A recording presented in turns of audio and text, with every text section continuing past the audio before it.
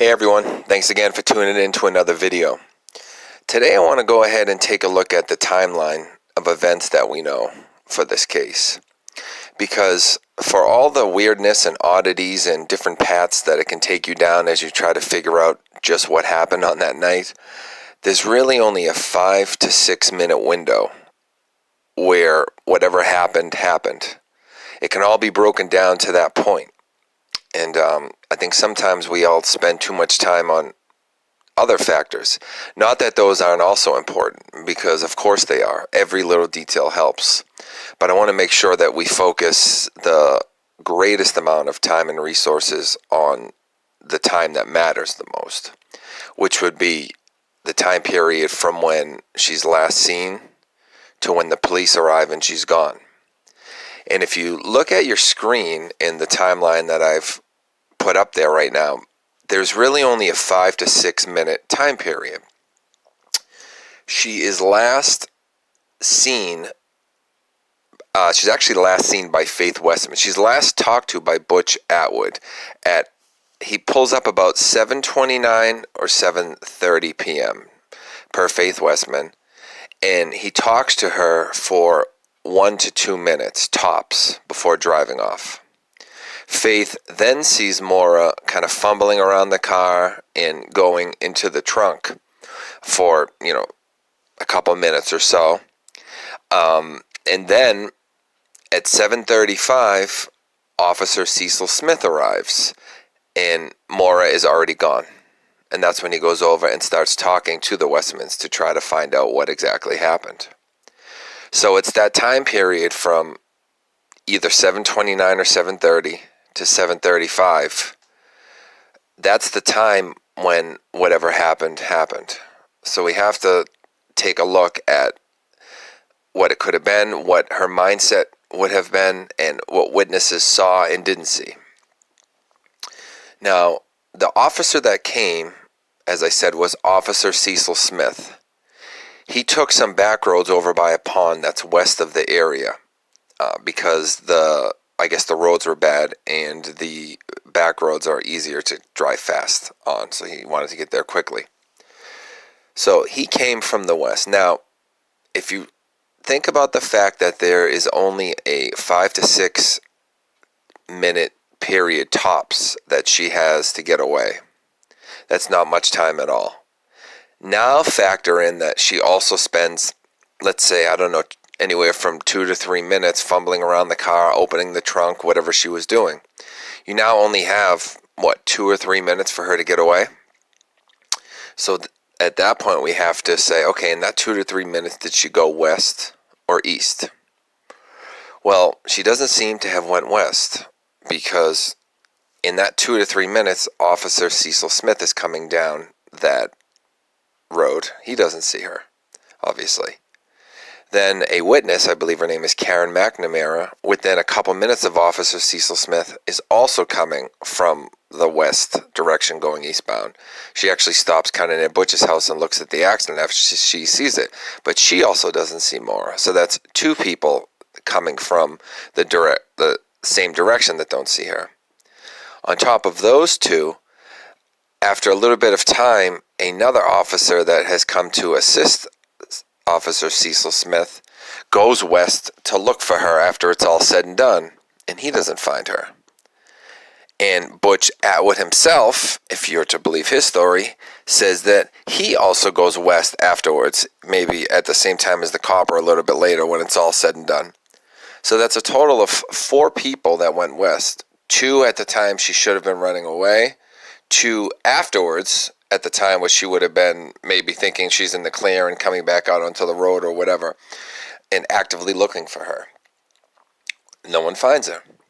So it's not 100%, but you can almost guarantee she didn't go west. She would have to be extremely lucky to evade everybody, both running away and when she should have been trying to get back to the car when they're looking for her, Butch and the second officer. So at that point you have to say to yourself, okay, so she doesn't go west, she goes east. So now let's go back to the conversation with Butch Atwood. He tells us that when he pulled up to her, he told her he was going to call the police. She said no, she didn't want him to because she already called AAA, and he says that he knew that was a lie because there's no cell phone service in the area. But if you read his interview, he says that he told her, I'm going to call the police and the ambulance for you. Why don't you come with me and try to warm up? And he says that she says to him, no, I'll wait here. Obviously, she's not planning on waiting there because as soon as he drives away, Faith sees her gathering things from the car. So one of two things is in her mind at that point. You have to put yourself in her mind. She's just been told the police are going to be coming, and she immediately has started gathering up her stuff. There are two reasons she would do that. One is she has decided not to accept Butch's help, and she's scared the police are coming, so she's gathering her things to run away. The second option, of course, is she said, okay, yeah, I'm freezing. I have liquor. I want to get out of this car. I will accept your help. Let me gather my things, and I'll come meet you right over there, because he lives 2 doors down. So then you have to ask yourself, if she had decided not to accept his help, which direction would she run? Would she run right towards where he just drove to and parked at? I think he parked, like in front of his house, not directly in front where he normally would, but she would have seen the bus there. He also says that he went out to do paperwork on the bus, and he called 911, and he says he was standing on his front porch. So if she's trying to get away from this guy because she doesn't want his help, maybe he's scary because he's big, some people say, she doesn't want the police coming, is she going to choose to run right by him? Probably not, because then he can point her out. When the police come, oh yeah, she's right there, she just ran by. Or she's scared of him, she doesn't want to get grabbed, whatever.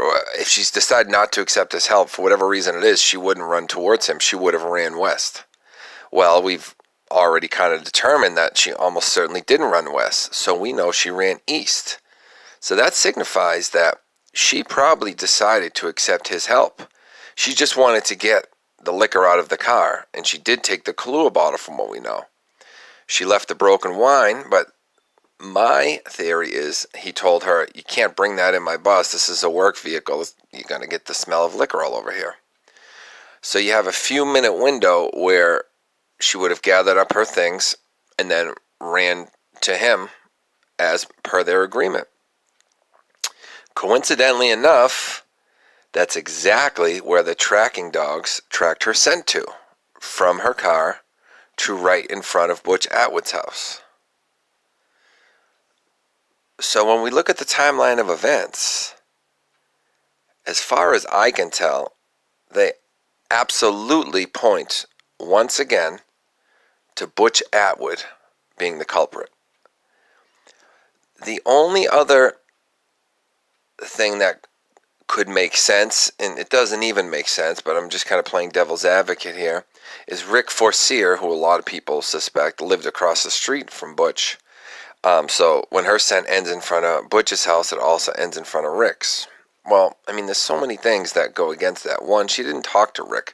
So why would she go to the guy right across from Butch when she declined his help, and now she's going to run and ask someone in a little creepy trailer right in front of the guy she just declined? That probably would be awkward and weird, and it's possible, but it doesn't seem likely. And if you were to say, well, maybe Rick grabbed her and forced her, Butch puts himself in front of his own house where he would have seen it. Either doing paperwork in the bus or standing on his front porch calling 911 trying to keep an eye on her. So he absolutely sees her when she runs over that direction, and he's lying about it. What is up with this guy? Something happened with him and her. Every angle I take, every path I go down, it ends with Butch Atwood. Every other option that people tell me to look into either seems to be a complete dead end or just ends up pushing me right back onto the Butch Atwood train. I apologize to his family, his loved ones, the people who want to think that he was just a helpful citizen, a good Samaritan, but it doesn't appear to be that way. There's so much evidence against him. So I would like to say, if there's anyone related to him that knows him, if you know anything, please come forward, because the Murray family needs to get this girl home and end this. It has been 15 years. So I thank you for sitting through this video, guys. I'm going to fade out with a nice little dedication song for Maura, which I've played before in other videos, with a couple of her pictures from her life as well as the night of the crash. Thank you so much for listening to this video. Please remember to like and subscribe and share this video so that we can help get the word out. Every single person that finds out about this case is a potential person to solve it or to know information that will eventually lead to solving it. So never think that you're not doing your part by showing one person, no matter who they are. Thank you.